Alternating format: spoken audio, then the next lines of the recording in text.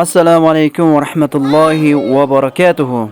Hurmatli musulmon aka va birodarlar, Alloh taoloning izni bilan inshaalloh mana Afrikada Yusufjonov Farhod G'ofurjonovich degan akamiz inshaalloh mana o'zlarini ya'ni nomlaridan bitta quduqni Allohning izni bilan sadaqa joriy qilib qurdirdi.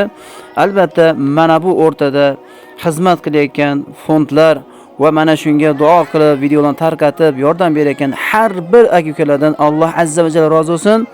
Mana ko'rib turganingizdek, mana bu Afrikadagi mana musulmonlar xursand. Mana bu quduqdan endi yillar davomida musulmonlar foydalanadi.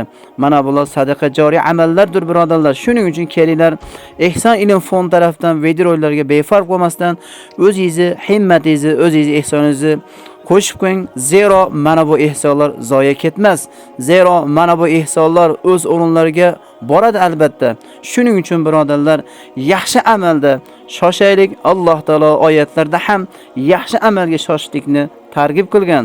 Shuning uchun bizlar ham mana bunday go'zal yaxshi amallarga harakat qilaylik. Yer yuzida shunday qashshoq va shunday bir qiyin holda yashayotgan musulmonlarni hojatini qondirishlikda qo'limizdan kecha, kuchimiz yetgancha harakat qilaylik. Mana bugun mana Yusufjon Farhod G'ofurjonovich degan akamiz mana inshaalloh Aslan Bobni o'zdan bo'ladi ekan. Mana bir o'zlari mana bu quduqni qurishlikka sababchi bo'ldi. Alloh taolo rozi bo'lsin, amallarini Alloh taolo qabul qilsin. Assalomu alaykum va rahmatullohi va barakatuh.